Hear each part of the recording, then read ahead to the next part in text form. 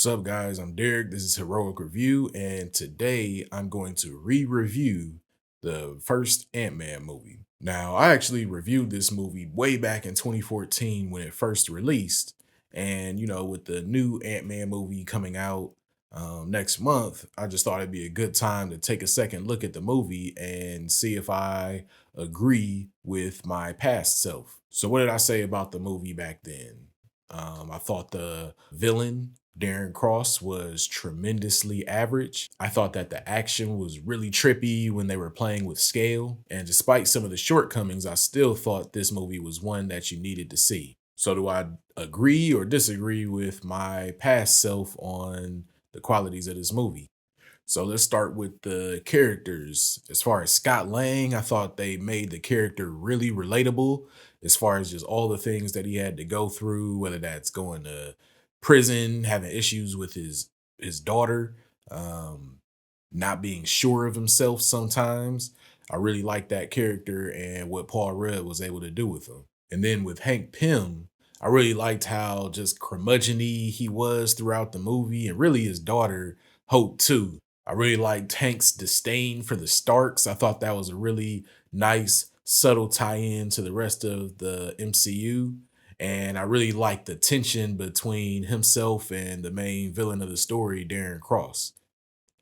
Speaking of Darren Cross, I still thought he was pretty average as a villain, but looking back at this movie, I feel like that was by design. This was Scott Lang's origin story, the origin story of Ant-Man, and this particular movie really didn't need the villain to take center stage. It was all about Ant-Man. So while he was a kind of average villain, I feel like he did what he was supposed to do for this particular movie. A lot of superhero movies, the villain outshines the main hero, and this just wasn't one of them. But Yellow Jacket was still a sufficient villain. And then my favorite part of these kinds of movies is the action, of course. I really thought it was awesome when they were playing with scale, whether that's like a keychain tank being an actual tank instead of a keychain.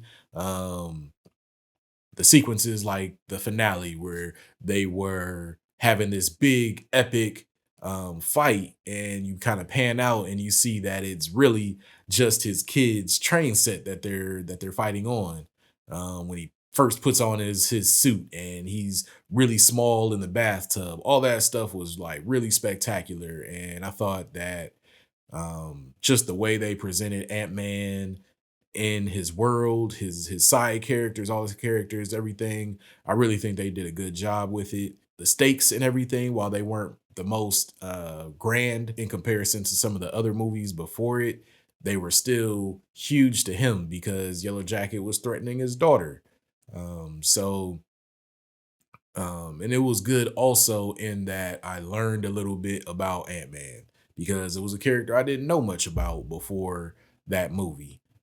So I think that Ant-Man is still, a really good movie, not one of the great ones of the MCU, but I feel like it stood the test of time, and I even like it, I feel like, a little bit more watching it again this time than I originally did. So I feel like Ant-Man was a really good movie, and maybe even a little bit underrated. Thanks for watching. Be sure to like and subscribe, and let me know what you thought of this Ant-Man movie in the comments.